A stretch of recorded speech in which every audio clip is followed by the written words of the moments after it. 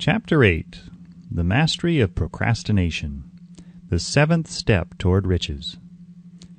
Accurate analysis of over 25,000 men and women who had experienced failure disclosed the fact that lack of decision was near the head of the list of the 30 major causes of failure. This is no mere statement of a theory. It is a fact.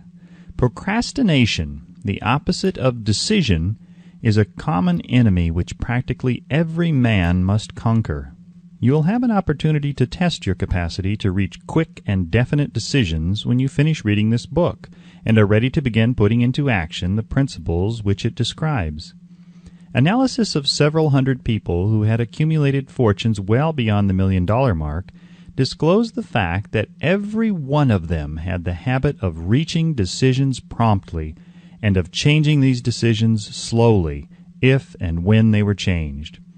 People who fail to accumulate money, without exception, have the habit of reaching decisions, if at all, very slowly, and of changing these decisions quickly and often. One of Henry Ford's most outstanding qualities is his habit of reaching decisions quickly and definitely, and changing them slowly. This quality is so pronounced in Mr. Ford that it has given him the reputation of being obstinate. It was this quality which prompted Mr. Ford to continue to manufacture his famous Model T, the world's ugliest car, when all of his advisors and many of the purchasers of the car were urging him to change it. Perhaps Mr. Ford delayed too long in making the change, but the other side of the story is that Mr. Ford's firmness of decision yielded a huge fortune before the change in model became necessary. There is but little doubt that Mr. Ford's habit of definiteness of decision assumes the proportion of obstinacy, but this quality is preferable to slowness in reaching decisions and quickness in changing them. The majority of people who fail to accumulate money sufficient for their needs are generally easily influenced by the opinions of others. They permit the newspapers and the gossiping neighbors to do their thinking for them. Opinions are the cheapest commodities on earth. Everyone has a flock of opinions ready to be wished upon anyone who will accept them. If you are influenced by opinions when you reach decisions, you will not succeed in any undertaking, much less in that of transmuting your own desire into money. If you are influenced by the opinions of others, you will have no desire of your own. Keep your counsel when you begin to put into practice the principles described here by reaching your own decisions and following them. Take no one into your confidence except the members of your mastermind group, and be very sure in your selection of this group that you choose only those who will be in complete sympathy and harmony with your purpose. Close friends and relatives, while not meaning to do so, often handicap one through opinions and sometimes through ridicule, which is meant to be humorous. Thousands of men and women carry inferiority complexes with them all through life because some well-meaning but ignorant person destroyed their confidence through opinions or ridicule. You have a brain and mind of your own. Use it, and reach your own decisions. If you need facts or information from other people to enable you to reach decisions, as you probably will in many instances, acquire these facts or secure the information you need quietly, without disclosing your purpose. It is characteristic of people who have but a smattering or veneer of knowledge to try to give the impression that they have much knowledge. Such people generally do too much talking and too little listening. Keep your eyes and ears wide open and your mouth closed if you wish to acquire the habit of prompt decision. Those who talk too much do little else.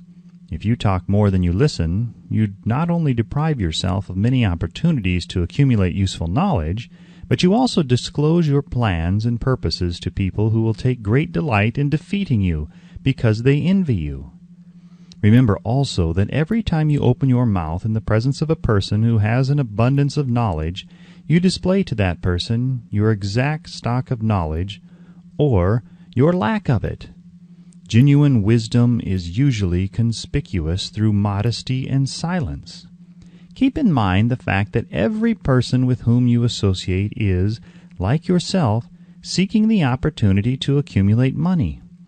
If you talk about your plans too freely, You may be surprised when you learn that some other person has beaten you to your goal by putting into action ahead of you the plans of which you talked unwisely. Let one of your first decisions be to keep a closed mouth and open ears and eyes. As a reminder to yourself to follow this advice, it will be helpful if you copy the following epigram in large letters and place it where you will see it daily. Tell the world what you intend to do, but first show it.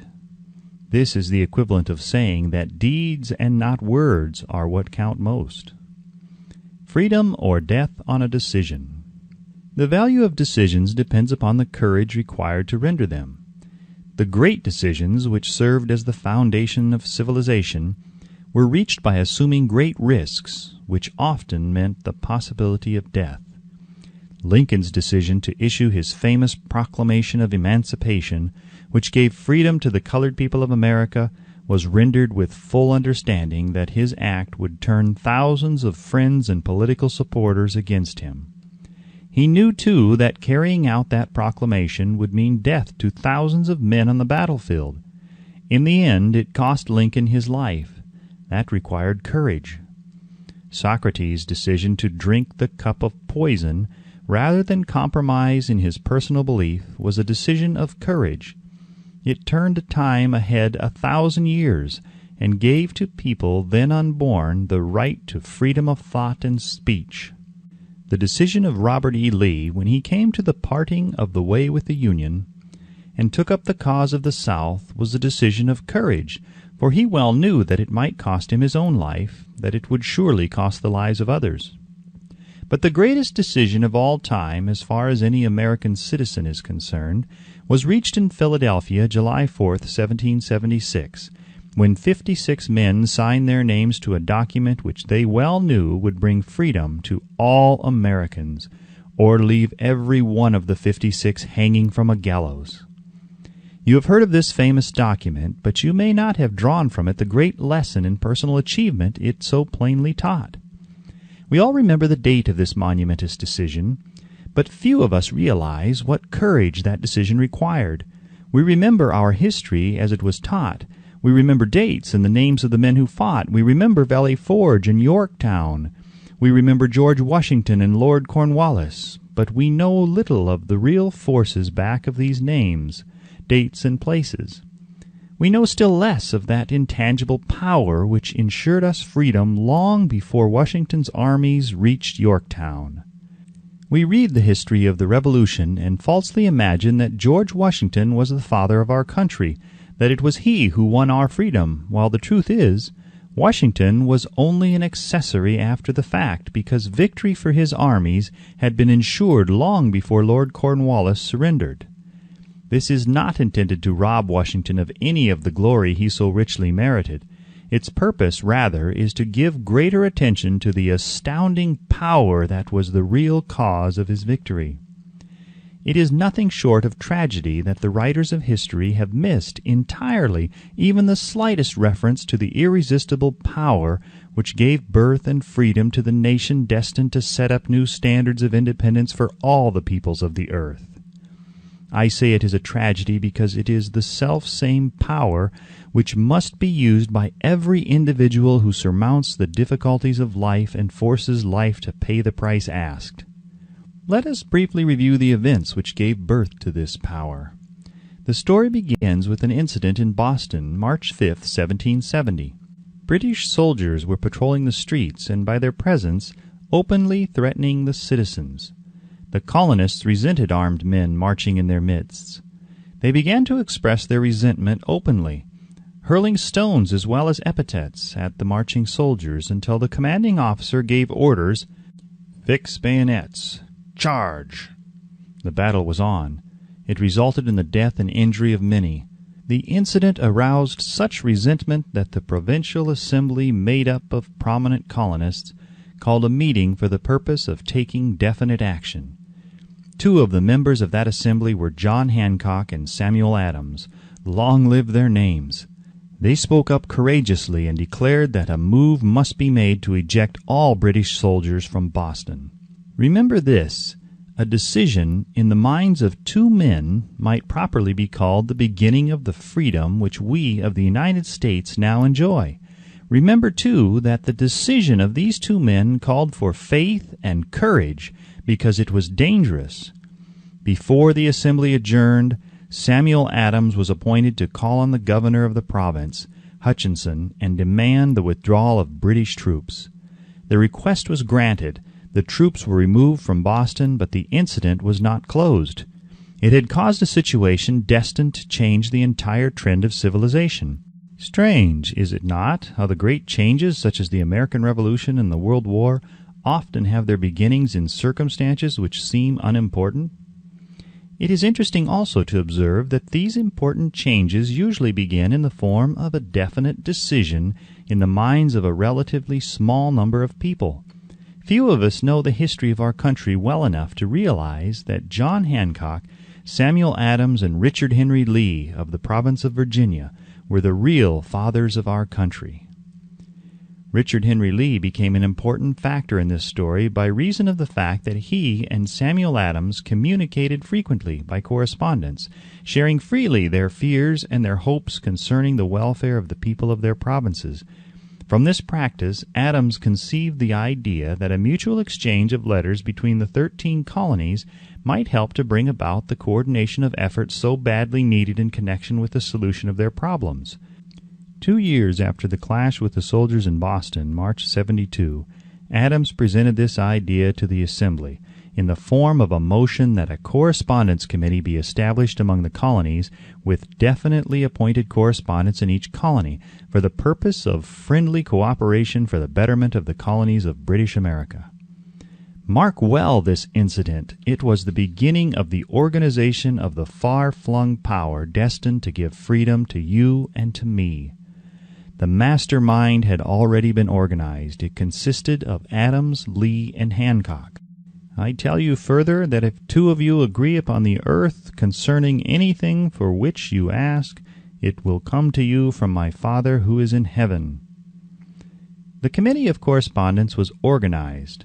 Observe that this move provided the way for increasing the power of the mastermind by adding to it men from all the colonies. Take notice that this procedure constituted the first organized planning of the disgruntled colonists. In union there is strength. The citizens of the colonies had been waging disorganized warfare against the British soldiers through incidents similar to the Boston riot, but nothing of benefit had been accomplished. Their individual grievances had not been consolidated under one mastermind. No group of individuals had put their hearts, minds, souls, and bodies together in one definite decision to settle their difficulty with the British once and for all, until Adams, Hancock, and Lee got together. Meanwhile, the British were not idle. They, too, were doing some planning and masterminding on their own account, with the advantage of having back of them money and organized soldiery. The Crown appointed Gage to supplant Hutchinson as the governor of Massachusetts. One of the new governor's first acts was to send a messenger to call on Samuel Adams for the purpose of endeavoring to stop his opposition by fear. We can best understand the spirit of what happened by quoting the conversation between Colonel Fenton, the messenger sent by Gage, and Adams. Colonel Fenton: I have been authorized by Governor Gage to assure you, Mr. Adams, that the governor has been empowered to confer upon you such benefits as would be satisfactory. Endeavor to win Adams by promise of bribes, upon the condition that you engage to cease in your opposition to the measures of the government. It is the government's advice to you, sir, not to incur the further displeasure of His Majesty. Your conduct has been such as makes you liable to penalties of an order of Henry VIII, by which persons can be sent to England for trial for treason or misprision of treason at the discretion of a governor of a province. But by changing your political course you will not only receive great personal advantages, but you will make your peace with the king. Samuel Adams had the choice of two decisions. He could cease his opposition and receive personal bribes, or he could continue and run the risk of being hanged. Clearly the time had come when Adams was forced to reach instantly a decision which could have cost his life. The majority of men would have found it difficult to reach such a decision. The majority would have sent back an evasive reply, but not Adams. He insisted upon Colonel Fenton's word of honor that the colonel would deliver to the governor the answer exactly as Adams would give it to him. Adams' answer: "Then you may tell Governor Gage that I trust I have long since made my peace with the King of Kings. No personal consideration shall induce me to abandon the righteous cause of my country. And tell Governor Gage it is the advice of Samuel Adams to him no longer to insult the feelings of an exasperated people." Comment as to the character of this man seems unnecessary. It must be obvious to all who read this astounding message that its sender possessed loyalty of the highest order. This is important. Racketeers and dishonest politicians have prostituted the honor for which such men as Adams died. When Governor Gage received Adams' caustic reply, he flew into a rage and issued a proclamation which read, "I do hereby, in His Majesty's name, offer and promise His most gracious pardon to all persons who shall forthwith lay down their arms and return to the duties of peaceable subjects, excepting only from the benefit of such pardon Samuel Adams and John Hancock, whose offenses are too flagitious a nature to admit to any other consideration but that of condign punishment." As one might say in modern slang, Adams and Hancock were on the spot. The threat of the irate governor forced the two men to reach another decision, equally as dangerous. They hurriedly called a secret meeting of their staunchest followers. Here the mastermind began to take on momentum. After the meeting had been called to order, Adams locked the door, placed the key in his pocket, and informed all present that it was imperative that a Congress of the colonists be organized and that no man should leave the room until the decision for such a Congress had been reached. Great excitement followed. Some weighed the possible consequences of such radicalism, old man fear. Some expressed grave doubt as to the wisdom of so definite a decision in defiance of the Crown. Locked in that room were two men immune to fear, blind to the possibility of failure, Hancock and Adams. Through the influence of their minds, the others were induced to agree that, through the Correspondence Committee, arrangements should be made for a meeting of the First Continental Congress to be held in Philadelphia, September 5th, 1774. Remember this date. It is more important than July 4th, 1776. If there had been no decision to hold a Continental Congress, there could have been no signing of the Declaration of Independence.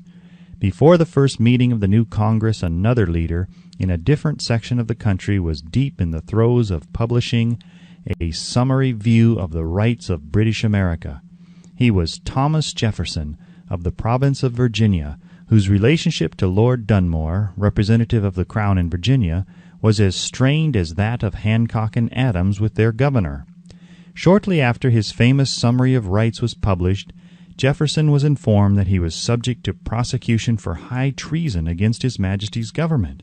Inspired by the threat, one of Jefferson's colleagues, Patrick Henry, boldly spoke his mind, concluding his remarks with a sentence which shall remain forever a classic: "If this be treason, then make the most of it."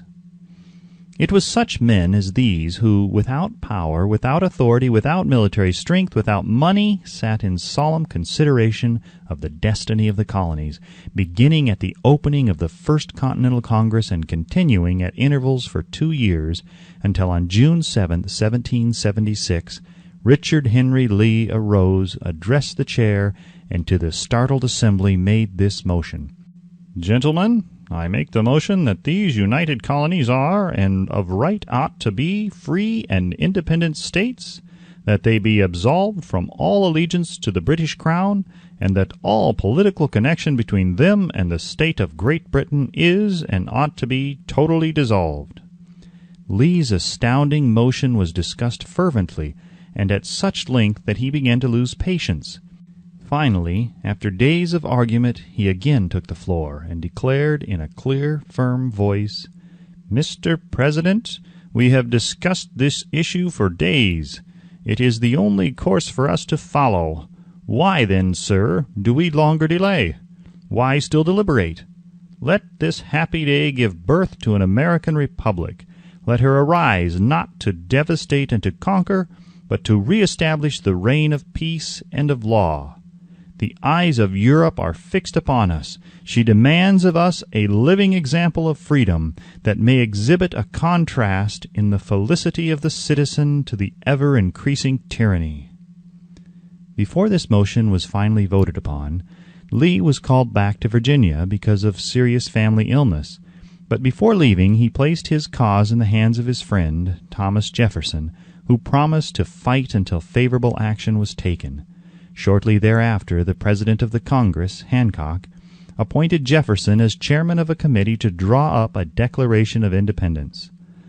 Long and hard the committee labored on a document which would mean, when accepted by the Congress, that every man who signed it would be signing his own death warrant should the colonies lose in the fight with Great Britain, which was sure to follow.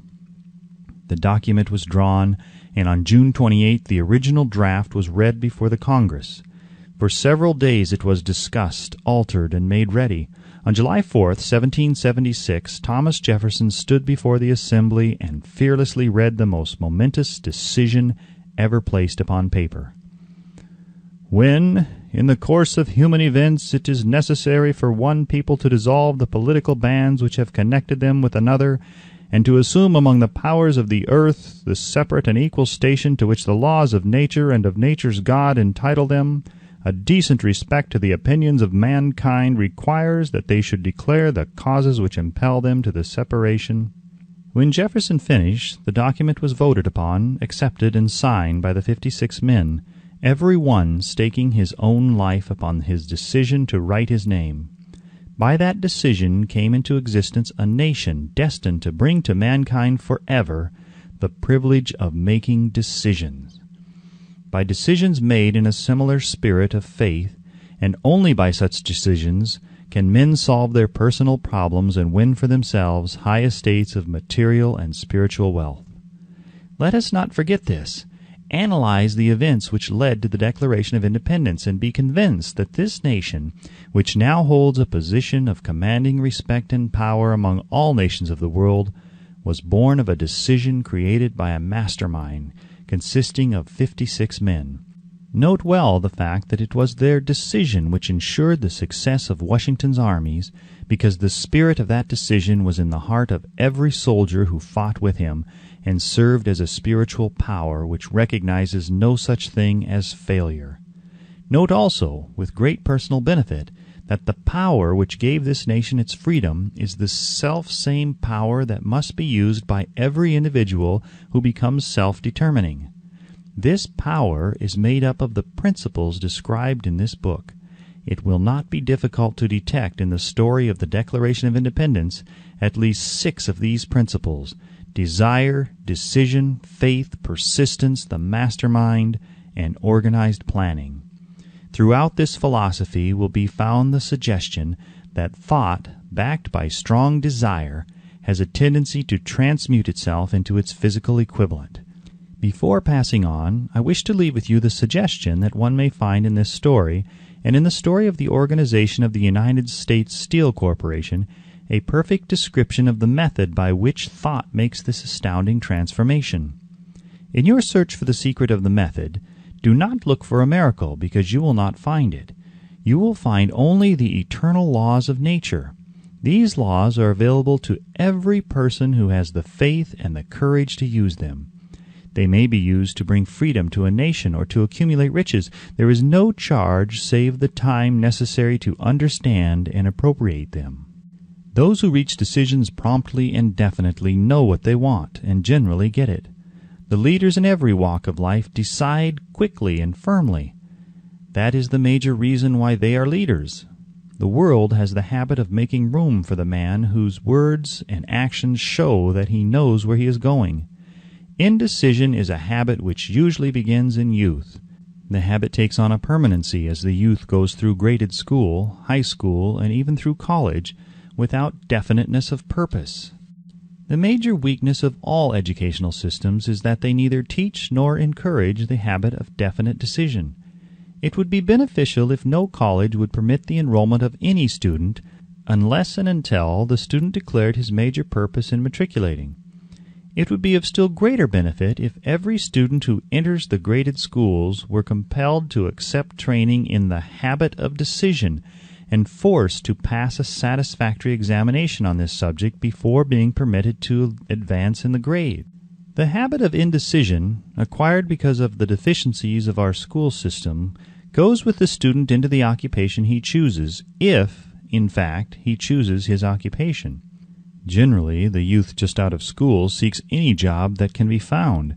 He takes the first place he finds because he has fallen into the habit of indecision. 98 out of every 100 people working for wages today are in the positions they hold because they lack the definiteness of decision to plan a definite position and the knowledge of how to choose an employer. Definiteness of decision always requires courage, sometimes very great courage. The 56 men who signed the Declaration of Independence staked their lives on the decision to affix their signatures to that document.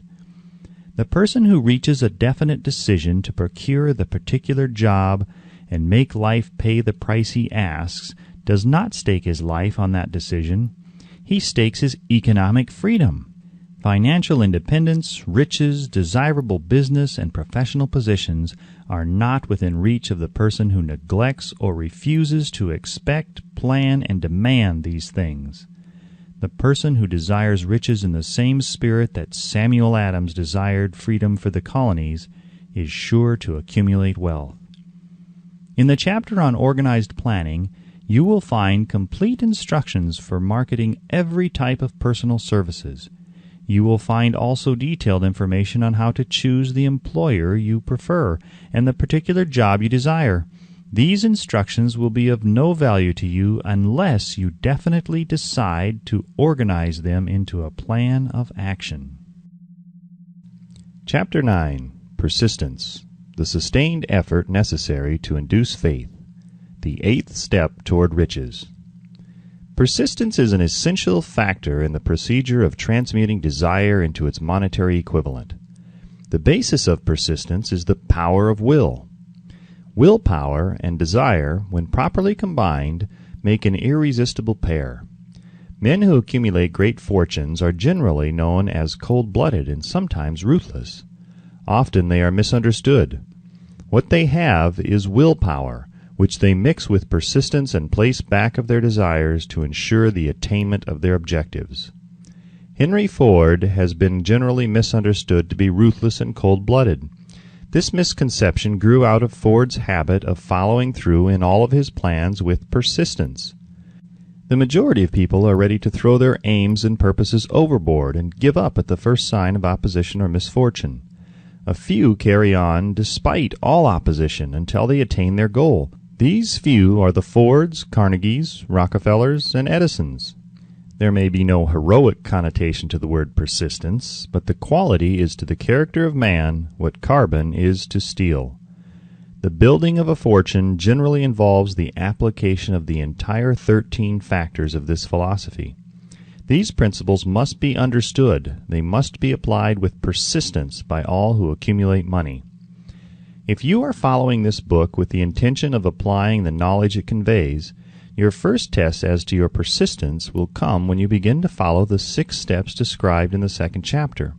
Unless you are one of the 2 out of every 100 who already have a definite goal at which you are aiming, and a definite plan for its attainment, you may read the instructions and then pass on with your daily routine and never comply with those instructions. The author is checking you up at this point because lack of persistence is one of the major causes of failure. Moreover, experience with thousands of people has proved that lack of persistence is a weakness common to the majority of men.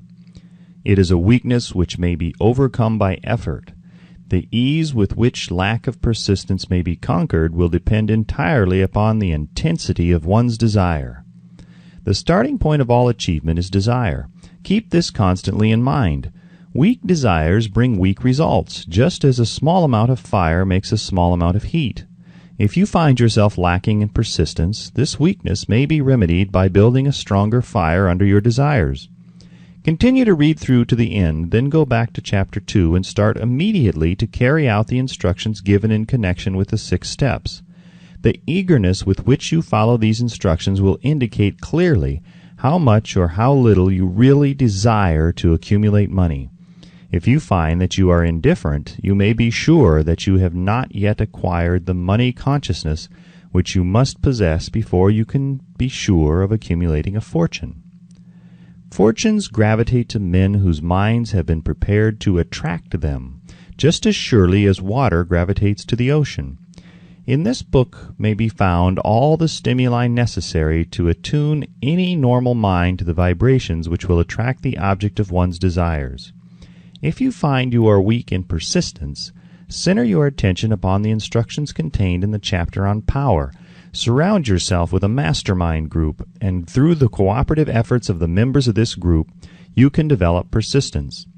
You will find additional instructions for development of persistence in the chapters on autosuggestion and the subconscious mind. Follow the instructions outlined in these chapters until your habit nature hands over to your subconscious mind a clear picture of the object of your desire. From that point on, you will not be handicapped by lack of persistence. Your subconscious mind works continuously while you are awake and while you are asleep. Spasmodic or occasional effort to apply the rules will be of no value to you. To get results, you must apply all of the rules until their application becomes a fixed habit with you. In no other way can you develop the necessary money consciousness. Poverty is attracted to the one whose mind is favorable to it, as money is attracted to him whose mind has been deliberately prepared to attract it, and through the same laws. Poverty consciousness will voluntarily seize the mind which is not occupied with the money consciousness. A poverty consciousness develops without conscious application of habits favorable to it. The money consciousness must be created to order, unless one is born with such a consciousness. Catch the full significance of the statements in the preceding paragraph, and you will understand the importance of persistence in the accumulation of a fortune. Without persistence, you will be defeated, even before you start. With persistence, you will win. If you have ever experienced a nightmare, you will realize the value of persistence. You are lying in bed, half awake, with a feeling that you are about to smother. You are unable to turn over or to move a muscle. You realize that you must begin to regain control over your muscles. Through persistent effort of willpower, you finally manage to move the fingers of one hand. By continuing to move your fingers, you extend your control to the muscles of one arm until you can lift it. Then you gain control of the other arm in the same manner. You finally gain control over the muscles of one leg and then extend it to the other leg. Then, with one supreme effort of will, you regain complete control over your muscular system and snap out of your nightmare. The trick has been turned step by step. You may find it necessary to snap out of your mental inertia through a similar procedure, moving slowly at first and then increasing your speed until you gain complete control over your will. Be persistent, no matter how slowly you may at first have to move. With persistence will come success. If you select your mastermind group with care, you will have in it at least one person who will aid you in the development of persistence. Some men who have accumulated great fortunes did so because of necessity. They developed the habit of persistence because they were so closely driven by circumstances that they had to become persistent. There is no substitute for persistence. It cannot be supplanted by any other quality. Remember this, and it will hearten you in the beginning when the going may seem difficult and slow. Those who have cultivated the habit of persistence seem to enjoy insurance against failure. No matter how many times they are defeated, they finally arrive up toward the top of the ladder. Sometimes it appears that there is a hidden guide whose duty is to test men through all sorts of discouraging experiences. Those who pick themselves up after defeat and keep on trying arrive, and the world cries, "Bravo! I knew you could do it." The hidden guide lets no one enjoy great achievement without passing the persistence test. Those who can't take it simply do not make the grade. Those who can take it are bountifully rewarded for their persistence. They receive as their compensation whatever goal they are pursuing. That is not all. They receive something infinitely more important than material compensation, the knowledge that every failure brings with it the seed of an equivalent advantage. There are exceptions to this rule. A few people know from experience the soundness of persistence. They are the ones who have not accepted defeat as being anything more than temporary. They are the ones whose desires are so persistently applied that defeat is finally changed into victory. We who stand on the sidelines of life see the overwhelmingly large number who go down in defeat, never to rise again. We see the few who take the punishment of defeat as an urge to greater effort. These, fortunately, never learn to accept life's reverse gear. But what we do not see, what most of us never suspect of existing, is the silent but irresistible power which comes to the rescue of those who fight on in the face of discouragement.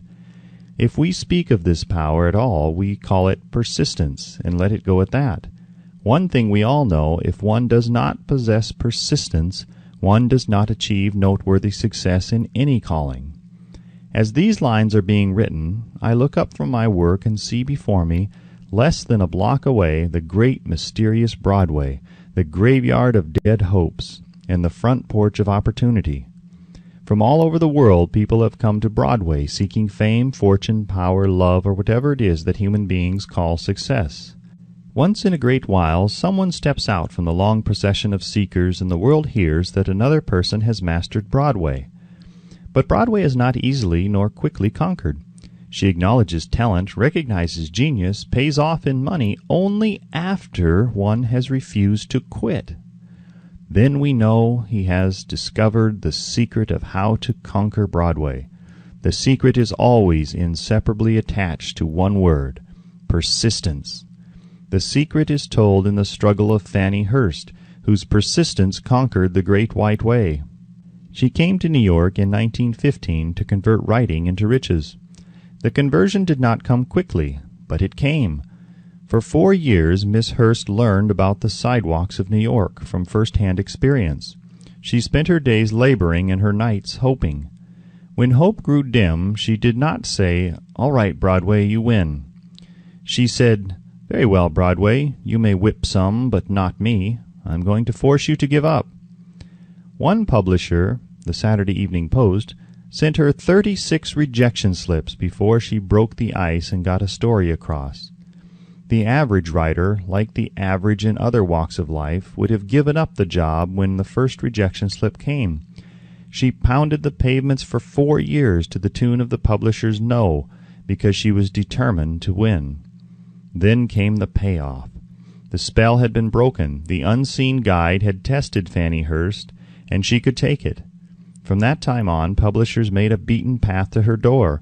Money came so fast she hardly had time to count it.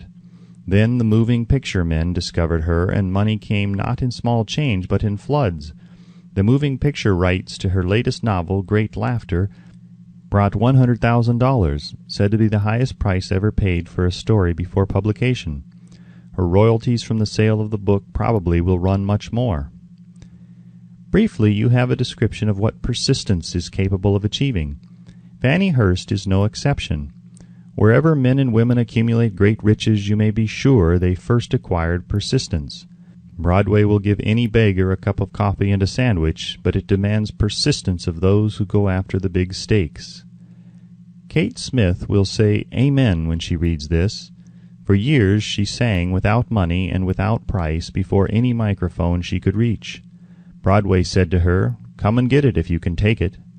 She did take it until one happy day Broadway got tired and said, "What's the use? You don't know when you're whipped, so name your price and go to work in earnest."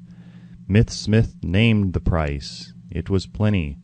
Away up in figures so high that one's week's salary is far more than most people make in a whole year. Verily, it pays to be persistent. Persistence is a state of mind, therefore it can be cultivated. Like all states of mind, persistence is based upon definite causes. Among them, these. A. Definiteness of purpose. Knowing what one wants is the first and perhaps the most important step toward the development of persistence. A strong motive forces one to surmount many difficulties. B. Desire. It is comparatively easy to acquire and to maintain persistence in pursuing the object of intense desire. C. Self-Reliance. Belief in one's ability to carry out a plan encourages one to follow the plan through with persistence. Self-reliance can be developed through the principle described in the chapter on autosuggestion. D. Definiteness of plans. Organized plans, even though they may be weak and entirely impractical, encourage persistence. E. Accurate knowledge. Knowing that one's plans are sound, based upon experience or observation, encourages persistence. Guessing instead of knowing destroys persistence. F. Cooperation. Sympathy, understanding, and harmonious cooperation with others tend to develop persistence. G. Willpower.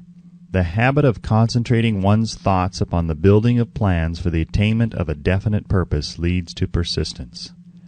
H. Habit. Persistence is the direct result of habit. The mind absorbs and becomes a part of the daily experiences upon which it feeds. Fear, the worst of all enemies, can be effectively cured by forced repetition of acts of courage. Everyone who has seen active service in war knows this. Before leaving the subject of persistence, take inventory of yourself and determine in what particular, if any, you are lacking in this essential quality. Measure yourself courageously, point by point, and see how many of the 8 factors of persistence you lack. The analysis may lead to discoveries that will give you a new grip on yourself. Symptoms of lack of persistence. Here you will find the real enemies which stand between you and noteworthy achievement.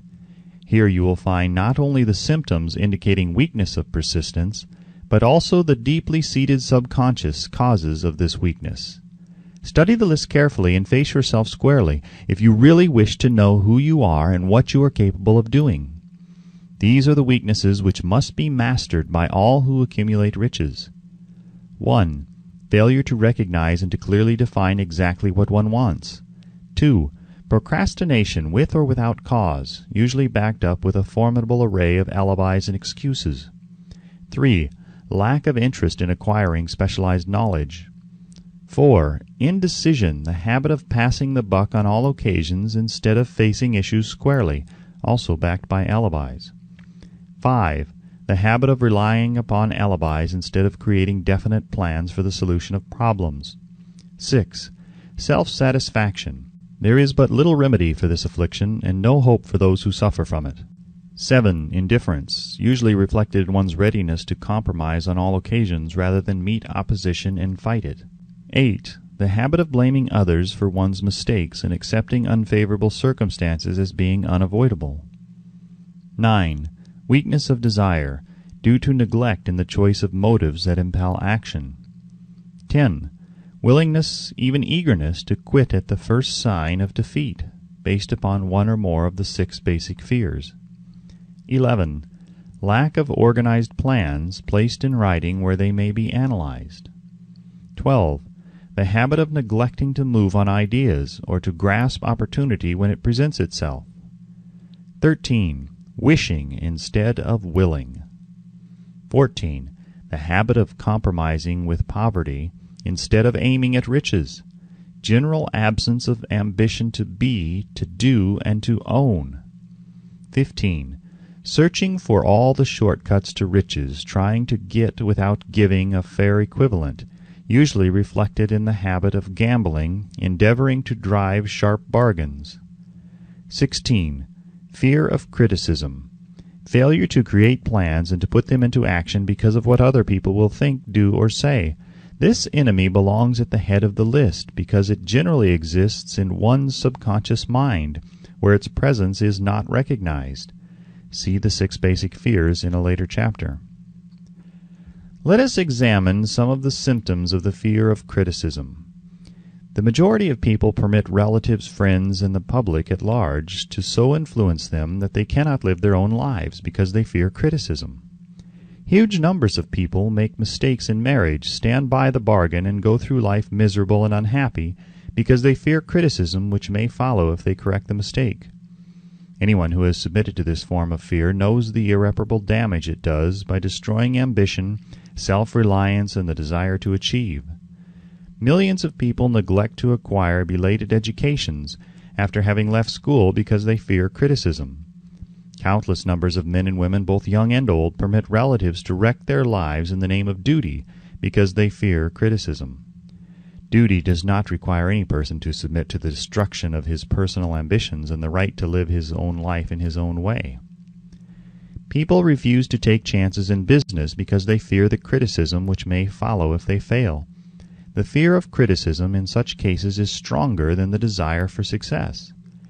Too many people refuse to set high goals for themselves or even neglect selecting a career because they fear the criticism of relatives and friends who may say, "Don't aim so high, people will think you are crazy." When Andrew Carnegie suggested that I devote 20 years to the organization of a philosophy of individual achievement, my first impulse of thought was fear of what people might say. The suggestion set up a goal for me, far out of proportion to any I had ever conceived.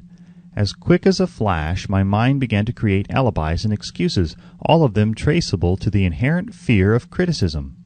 Something inside of me said, "You can't do it. The job is too big and requires too much time.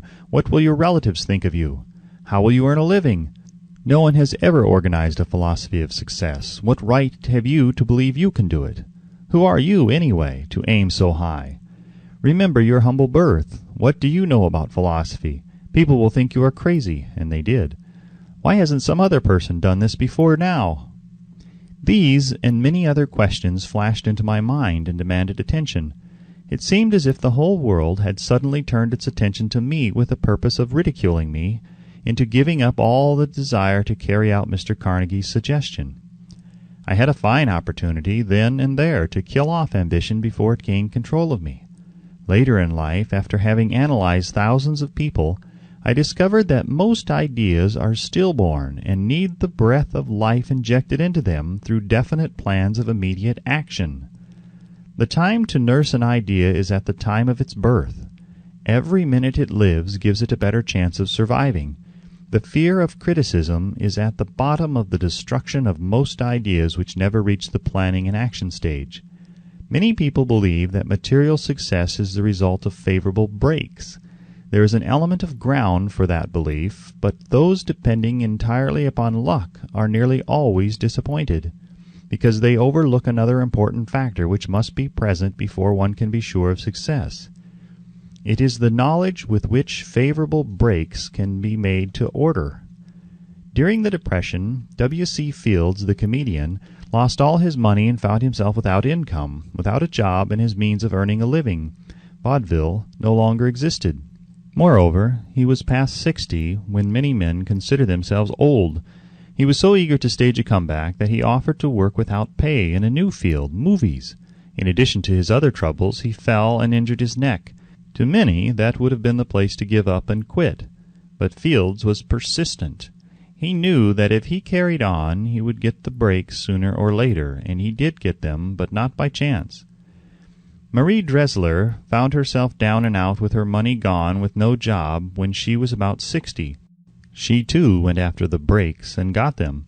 Her persistence brought an astounding triumph late in life, long beyond the age when most men and women are done with ambition to achieve. Eddie Cantor lost his money in the 1929 stock crash, but he still had his persistence and his courage. With these, plus 2 prominent eyes, he exploited himself back into an income of $10,000 a week. Verily, if one has persistence, one can get along very well without many other qualities.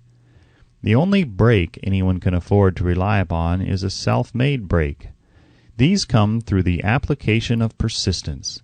The starting point is definiteness of purpose.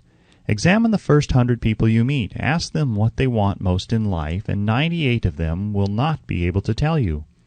If you press them for an answer, some will say security, many will say money, a few will say happiness, others will say fame and power, and still others will say social recognition, ease in living, ability to sing, dance, or write. But none of them will be able to define these terms or give the slightest indication of a plan by which they hope to attain these vaguely expressed wishes. Riches do not respond to wishes. They respond only to definite plans backed by definite desires through constant persistence. How to develop persistence? There are 4 simple steps which lead to the habit of persistence. They call for no great amount of intelligence, no particular amount of education, and but little time or effort. The necessary steps are: 1. A definite purpose backed by burning desire for its fulfillment. 2. A definite plan expressed in continuous action. 3. A mind closed tightly against all negative and discouraging influences, including negative suggestions of relatives, friends, and acquaintances. 4. A friendly alliance with one or more persons who will encourage one to follow through with both plan and purpose. These 4 steps are essential for success in all walks of life. The entire purpose of the 13 principles of this philosophy is to enable one to take these 4 steps as a matter of habit. These are the steps by which one may control one's economic destiny. They are the steps that lead to freedom and independence of thought. They are the steps that lead to riches in small or great quantities. They lead the way to power, fame, and worldly recognition. They are the 4 steps which guarantee favorable breaks. They are the steps that convert dreams into physical realities. They lead also to the mastery of fear, discouragement, indifference. There is a magnificent reward for all who learn to take these 4 steps. It is the privilege of writing one's own ticket and of making life yield whatever price is asked. I have no way of knowing the facts, but I venture to conjecture that Mrs. Wallace Simpson's great love for a man was not accidental, nor the result of favorable breaks alone. There was a burning desire and careful searching at every step of the way. Her first duty was to love.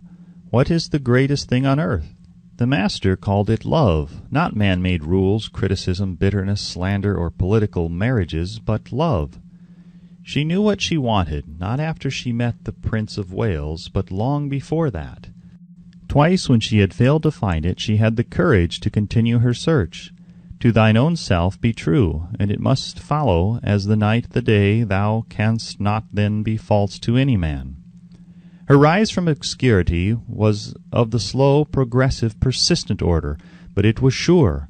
She triumphed over unbelievably long odds, and no matter who you are, or what you may think of Wallace Simpson, or the king who gave up his crown for her love, she is an astounding example of applied persistence, an instructor on the rules of self-determination, from whom the entire world might profitably take lessons.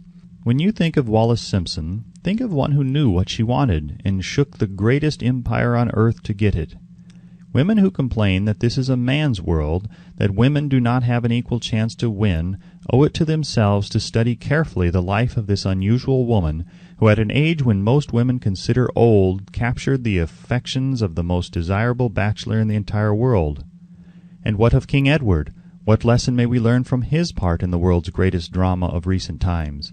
Did he pay too high a price for the affections of the woman of his choice? Surely no one but he can give the correct answer. The rest of us can only conjecture. This much we know. The king came into the world without his own consent.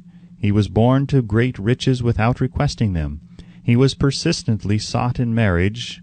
Politicians and statesmen throughout Europe tossed dowagers and princesses at his feet.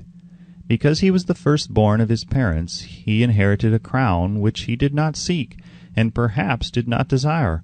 For more than 40 years he was not a free agent, could not live his life in his own way, had but little privacy, and finally assumed duties inflicted upon him when he ascended the throne. Some will say, with all these blessings, King Edward should have found peace of mind, contentment, and joy of living. The truth is that back of all the privileges of a crown, all the money, the fame, and the power inherited by King Edward, there was an emptiness which could be filled only by love. His greatest desire was for love. Long before he met Wallace Simpson, he doubtless felt this great universal emotion tugging at the strings of his heart, beating upon the door of his soul, and crying out for expression. And when he met a kindred spirit crying out for this same holy privilege of expression, he recognized it, and without fear or apology opened his heart and bade it enter. All the scandal-mongers in the world cannot destroy the beauty of this international drama, through which two people found love and had the courage to face open criticism, renounce all else to give it holy expression. King Edward's decision to give up the crown of the world's most powerful empire for the privilege of going the remainder of the way through life with the woman of his choice was a decision that required courage. The decision also had a price, but who has the right to say the price was too great? Surely not he who said, "He among you who is without sin, let him cast the first stone." As a suggestion to any evil-minded person who chooses to find fault with the Duke of Windsor because his desire was for love and for openly declaring his love for Wallis Simpson and giving up his throne for her, let it be remembered that the open declaration was not essential. He could have followed the custom of clandestine liaison, which has prevailed in Europe for centuries without giving up either his throne or the woman of his choice, and there would have been no complaint from either church or laity. But this unusual man was built of sterner stuff. His love was clean. It was deep and sincere. It represented the one thing which above all else he truly desired. Therefore he took what he wanted and paid the price demanded. If Europe had been blessed with more rulers with the human heart and the traits of honesty of ex-King Edward, for the past century that unfortunate hemisphere, now seething with greed, hate, lust, political connivance, and threats of war, would have a different and a better story to tell, a story in which love and not hate would rule. In the words of Stuart Austin Weir, we raise our cup and drink this toast to ex-King Edward and Wallis Simpson. Blessed is the man who has come to know that our muted thoughts are our sweetest thoughts. Blessed is the man who from the blackest depths can see the luminous figure of love, and seeing, sing, and singing say, "Sweeter far than uttered lays are the thoughts I have of you." In these words would we pay tribute to the two people who, more than all others of modern times, have been the victims of criticism and the recipients of abuse, because they found life's greatest treasure and claimed it. Mrs. Simpson read and approved this analysis. Most of the world will applaud the Duke of Windsor and Wallis Simpson because of their persistence in searching until they found life's greatest reward. All of us can profit by following their example in our own search for that which we demand of life. What mystical power gives to men of persistence the capacity to master difficulties? Does the quality of persistence set up in one's mind some form of spiritual, mental, or chemical activity which gives one access to supernatural forces? Does infinite intelligence throw itself on the side of the person who still fights on after the battle has been lost, with the whole world on the opposing side? These and many other similar questions have arisen in my mind as I have observed men like Henry Ford, who started at scratch and built an industrial empire of huge proportions with little else in the way of a beginning but persistence, or Thomas A. Edison, who, with less than 3 months of schooling, became the world's leading inventor and converted persistence into the talking machine, the moving picture machine, and the incandescent light, to say nothing of 100 other useful inventions. I had the happy privilege of analyzing both Mr. Edison and Mr. Ford year by year over a long period of years, and therefore the opportunity to study them at close range, so I speak from actual knowledge when I say that I found no quality save persistence in either of them that even remotely suggested the major source of their stupendous achievements. As one makes an impartial study of the prophets, philosophers, miracle men, and religious leaders of the past, one is drawn to the inevitable conclusion that persistence, concentration of effort, and definiteness of purpose were the major sources of their achievements. Consider, for example, the strange and fascinating story of Muhammad. Analyze his life, compare him with men of achievement in this modern age of industry and finance, and observe how they have one outstanding trait in common: persistence. If you are keenly interested in studying the strange power which gives potency to persistence, read a biography of Muhammad, especially the one by Asad Bai. This brief review of that book by Thomas Segru in the Herald Tribune will provide a preview of the rare treat in store for those who take the time to read the entire story of one of the most astounding examples of the power of persistence known to civilization. The Last Great Prophet, reviewed by Thomas Segru. Mohammed was a prophet, but he never performed a miracle. He was not a mystic, he had no formal schooling, he did not begin his mission until he was 40. When he announced that he was the messenger of God, bringing the word of the true religion, he was ridiculed and labeled a lunatic. Children tripped him, and women threw filth upon him. He was banished from his native city, Mecca, and his followers were stripped of their worldly goods and sent into the desert after him. When he had been preaching 10 years, he had nothing to show for it but banishment, poverty, and ridicule. Yet before another 10 years had passed, he was dictator of all Arabia, ruler of Mecca, and the head of a new world religion which was to sweep to the Danube and the Pyrenees before exhausting the impetus he gave it. That impetus was threefold: the power of words, the efficacy of prayer, and man's kinship with God. His career never made sense. Muhammad was born to impoverished members of a leading family of Mecca. Because Mecca, the crossroads of the world, home of the magic stone called the Kaaba, great city of trade and the center of trade routes, was unsanitary, its children were sent to be raised in the desert by Bedouins. Muhammad was thus nurtured, drawing strength and health from the milk of nomad, vicarious mothers. He tended sheep and soon hired out to a rich widow as leader of her caravans. He traveled to all parts of the Eastern world, talked with many men of diverse beliefs, and observed the decline of Christianity into warring sects. When he was 28, Khadija, the widow, looked upon him with favor and married him. Her father would have objected to such a marriage, so she got him drunk and held him up while he gave the paternal blessing. For the next 12 years, Muhammad lived as a rich and respected and very shrewd trader. Then he took to wandering in the desert, and one day he returned with the first verse of the Koran and told Khadija that the archangel Gabriel had appeared to him and said that he was to be the messenger of God. The Koran, the revealed word of God, was the closest thing to a miracle in Muhammad's life. He had not been a poet, he had no gift of words. Yet the verses of the Koran, as he received them and recited them to the faithful, were better than any verses which the professional poets of the tribes could produce. This, to the Arabs, was a miracle. To them the gift of words was the greatest gift. The poet was all-powerful. In addition, the Koran said that all men were equal before God, that the world should be a democratic state. Islam. It was this political heresy, plus Muhammad's desire to destroy all the 360 idols in the courtyard of the Kaaba, which brought about his banishment. The idols brought the desert tribes to Mecca, and that meant trade, so the businessmen of Mecca, the capitalists of which he had been one, set upon Muhammad. Then he retreated to the desert and demanded sovereignty over the world. The rise of Islam began.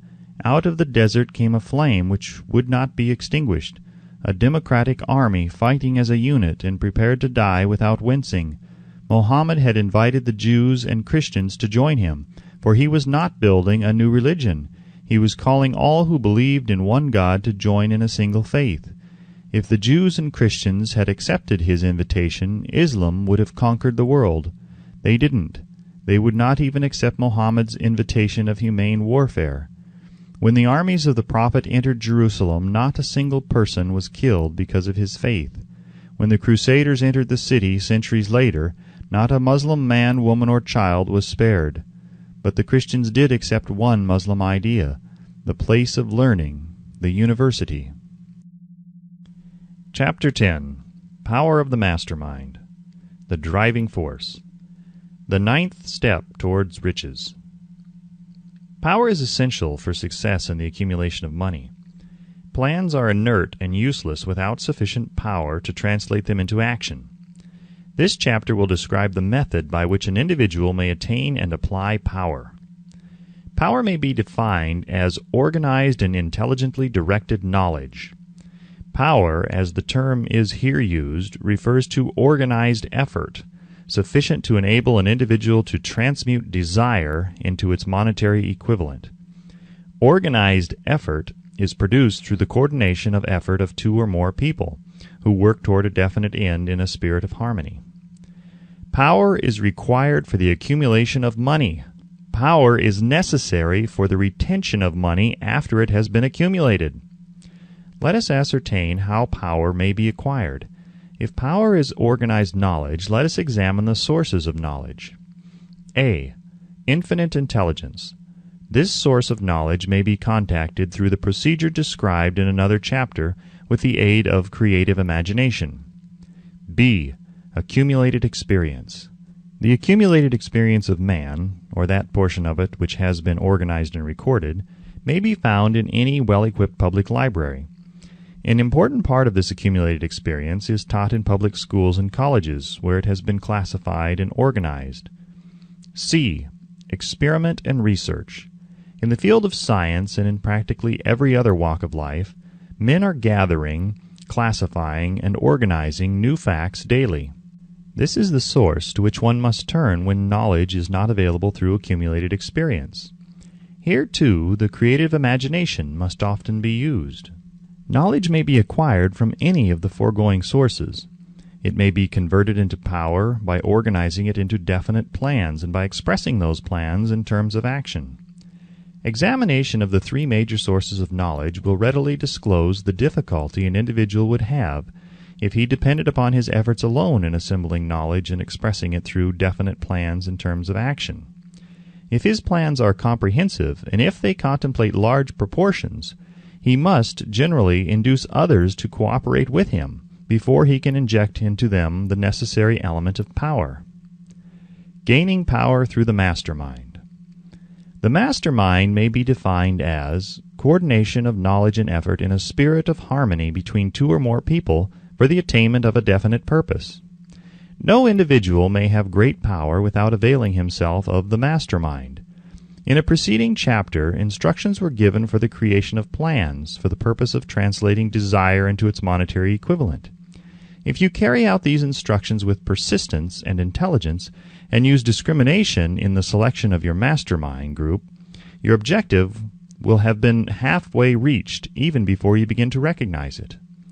So you may better understand the intangible potentialities of power available to you through a properly chosen mastermind group, we will here explain the two characteristics of the Mastermind Principle, one of which is economic in nature and the other psychic. The economic feature is obvious. Economic advantages may be created by any person who surrounds himself with the advice, counsel, and personal cooperation of a group of men who are willing to lend him wholehearted aid, in a spirit of perfect harmony. This form of cooperative alliance has been the basis of nearly every great fortune. Your understanding of this great truth may definitely determine your financial status. The psychic phase of the Mastermind Principle is much more abstract, much more difficult to comprehend, because it has reference to the spiritual forces with which the human race as a whole is not acquainted. You may catch a significant suggestion from this statement. No two minds ever come together without thereby creating a third invisible, intangible force, which may be likened to a third mind. Keep in mind the fact that there are only two known elements in the whole universe, energy and matter. It is a well-known fact that matter may be broken down into units of molecules, atoms, and electrons. There are units of matter which may be isolated, separated, and analyzed. Likewise, there are units of energy. The human mind is a form of energy, a part of it being spiritual in nature. When the minds of two people are coordinated in a spirit of harmony, the spiritual units of energy of each mind form an affinity, which constitutes the psychic phase of the mastermind. The Mastermind Principle, or rather the economic feature of it, was first called to my attention by Andrew Carnegie over 25 years ago. Discovery of this principle was responsible for the choice of my life's work. Mr. Carnegie's mastermind group consisted of a staff of approximately 50 men with whom he surrounded himself for the definite purpose of manufacturing and marketing steel. He attributed his entire fortune to the power he accumulated through this mastermind.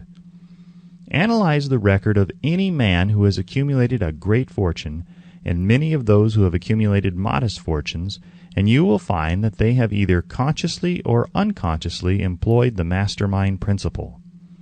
Great power can be accumulated through no other principle. Energy is nature's universal set of building blocks, out of which she constructs every material thing in the universe, including man and every form of animal and vegetable life. Through a process which only nature completely understands, she translates energy into matter, Nature's building blocks are available to man in the energy involved in thinking. Man's brain may be compared to an electric battery. It absorbs energy from the ether, which permeates every atom of matter and fills the entire universe. It is a well-known fact that a group of electric batteries will provide more energy than a single battery. It is also a well-known fact that an individual battery will provide energy in proportion to the number and capacity of the cells it contains.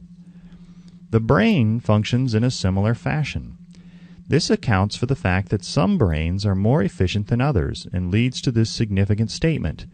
A group of brains, coordinated or connected in a spirit of harmony, will provide more thought energy than a single brain, just as a group of electric batteries will provide more energy than a single battery.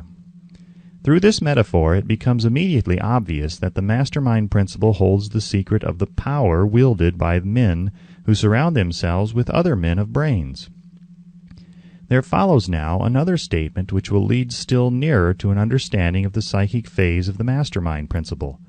When a group of individual brains are coordinated and function in harmony, the increased energy created through that alliance becomes available to every individual brain in the group. It is a well-known fact that Henry Ford began his business career under the handicap of poverty, illiteracy, and ignorance. It is an equally well-known fact that within the inconceivably short period of 10 years, Mr. Ford mastered these three handicaps, and that within 25 years he made himself one of the richest men in America. Connect with this fact the additional knowledge that Mr. Ford's most rapid strides became noticeable from the time he became a personal friend of Thomas A. Edison, and you will begin to understand what the influence of one mind upon another can accomplish. Go a step farther and consider the fact that Mr. Ford's most outstanding achievements began from the time that he formed the acquaintances of Harvey Firestone, John Burroughs, and Luther Burbank, each a man of great brain capacity, and you will have further evidence that power may be produced through friendly alliance of minds. There is little, if any, doubt that Henry Ford is one of the best informed men in the business and industrial world. The question of his wealth needs no discussion. Analyze Mr. Ford's intimate personal friends, some of whom have already been mentioned, and you will be prepared to understand the following statement. Men take on the nature and the habits and the power of thought of those with whom they associate in a spirit of sympathy and harmony. Henry Ford whipped poverty, illiteracy, and ignorance by allying himself with the great minds whose vibration of thought he absorbed into his own mind. Through his association with Edison, Burbank, Burroughs, and Firestone, Mr. Ford added to his own brain power the sum and substance of the intelligence, experience, knowledge, and spiritual forces of these four men. Moreover, he appropriated and made use of the Mastermind Principle through the methods of procedure described in this book. This principle is available to you. We have already mentioned Mahatma Gandhi. Perhaps the majority of those who have heard of Gandhi look upon him as merely an eccentric little man who goes around without formal wearing apparel and makes trouble for the British government. In reality, Gandhi is not eccentric, but he is the most powerful man now living, estimated by the number of his followers and their faith in their leader. Moreover, he is probably the most powerful man who has ever lived. His power is passive, but it is real. Let us study the method by which he attained his stupendous power. It may be explained in a few words. He came by power through inducing over 200 million people to coordinate with mind and body in a spirit of harmony for a definite purpose. In brief, Gandhi has accomplished a miracle, for it is a miracle when 200 million people can be induced, not forced, to cooperate in a spirit of harmony for a limitless time. If you doubt that this is a miracle, try to induce any two people to cooperate in a spirit of harmony for any length of time. Every man who manages a business knows what a difficult matter it is to get employees to work together in a spirit even remotely resembling harmony. The list of the chief sources from which power may be attained is, as you have seen, headed by infinite intelligence. When two or more people coordinate in a spirit of harmony and work toward a definite objective, they place themselves in position through that alliance to absorb power directly from the great universal storehouse of infinite intelligence. This is the greatest of all sources of power. It is the source to which the genius turns. It is the source to which every great leader turns, whether he may be conscious of the fact or not. The other two major sources from which the knowledge necessary for the accumulation of power may be obtained are no more reliable than the five senses of man. The senses are not always reliable. Infinite intelligence does not err. In subsequent chapters, the methods by which infinite intelligence may be most readily contacted will be adequately described. This is not a course on religion. No fundamental principle described in this book should be interpreted as being intended to interfere either directly or indirectly with any man's religious habits.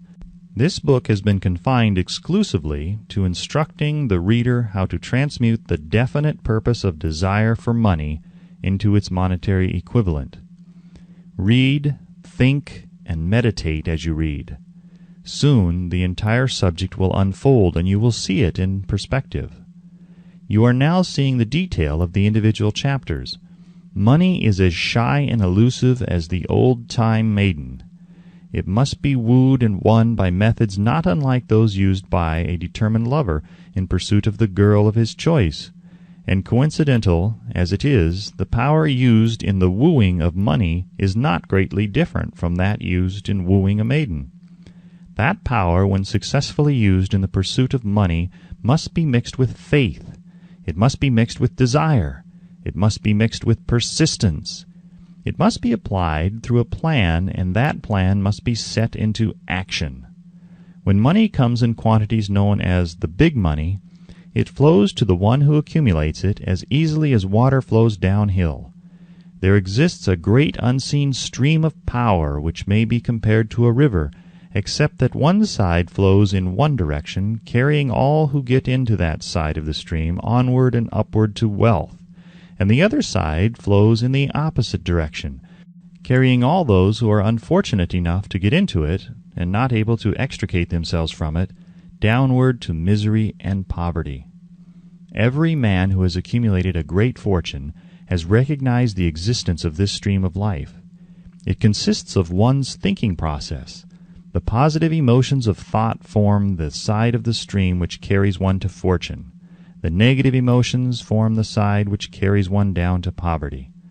This carries a thought of stupendous importance to the person who is following this book with the object of accumulating a fortune. If you are in the side of the stream of power which leads to poverty, this may serve as an oar by which you may propel yourself over into the other side of the stream. It can serve you only through application and use. Merely reading and passing judgment on it, either one way or another, will in no way benefit you. Some people undergo the experience of alternating between the positive and negative sides of the stream, being at times on the positive side and at times on the negative side. The Wall Street crash of '29 swept millions of people from the positive to the negative side of the stream. These millions are struggling, some of them in desperation and fear, to get back into the positive side of the stream. This book was written especially for those millions. Poverty and riches often change places. The crash taught the world this truth, although the world will not long remember the lesson. Poverty may, and generally does, voluntarily take the place of riches. When riches take the place of poverty, the change is usually brought about through well-conceived and carefully executed plans. Poverty needs no plan. It needs no one to aid it, because it is bold and ruthless. Riches are shy and timid. They have to be attracted. Anybody can wish for riches, and most people do. But only a few know that a definite plan, plus a burning desire for wealth, are the only dependable means of accumulating wealth.